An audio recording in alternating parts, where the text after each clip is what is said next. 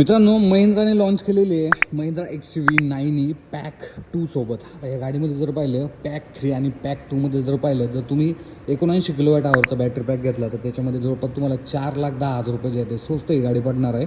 आणि 59 किलोवॅट आवरचा जर battery pack घेतला तर त्याच्यामध्ये 3 लाख रुपये स्वस्त ही गाडी मिळणार आहे.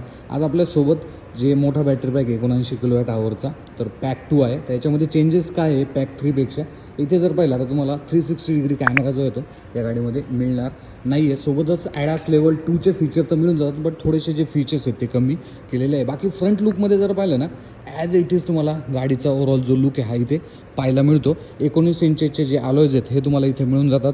रिअरमध्ये जर पाहिलं तर जो टेलगेट आहे हा आता तुम्हाला इलेक्ट्रिक देण्यात आलेला नाही, मॅन्युअली जो आहे तो तुम्ही ओपन करू शकता. पॅक 3 जे आहे ते 175 किलोवॅट आवरच्या DC फास्ट चार्जिंगला जे आहे ते सपोर्ट करते. बट ही जर पाहिली 140 किलोवॅट आवरच्या DC फास्ट चार्जिंगला जे आहे ते सपोर्ट करते.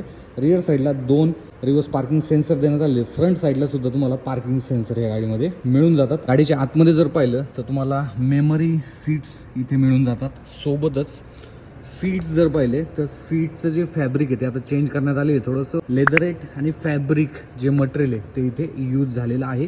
3 कनेक्टेड ज्या स्क्रीन आहेत ह्या तुम्हाला इथे मिळून जातात. सोबतच सेंटर कॉन्सोल तुम्ही पाहू शकता. सेकंड रोमध्ये जर पाहिलं तर असे काही सीट्स जे मटेरियल क्वालिटी ही तुम्हाला मिळून जाते.